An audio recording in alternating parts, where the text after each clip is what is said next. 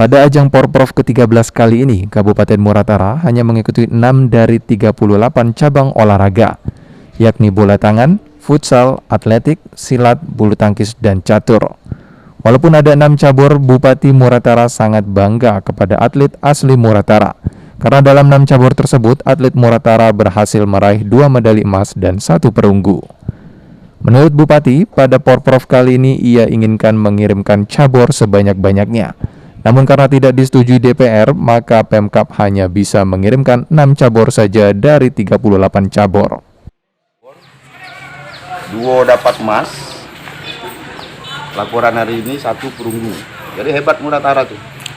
Kemarin aja kalau udah cedera, kita menang lawan Musi Banyuasin. Kalau kita asli Muratara, cabang bola tangan. Jadi kita Muratara harus bangga dengan itu. Kita karena olahraga ini penting untuk kegiatan positif para anak-anak Muratara, dan ini juga merupakan bagian daripada duta untuk memperkenalkan Muratara di bidang yang lain. Kalau kita sih mau banyak-banyak, anggaran bisa kita taruh banyak, bisa penuh pertanggungjawaban dan sesuai aturan. Tapi kalau tidak disetujui oleh DPR kayak gini tadi, ya sudah ngirim itu baik. Kedepan, Devi berharap perusahaan yang ada di Muratara bisa membantu dalam penyediaan fasilitas di bidang olahraga.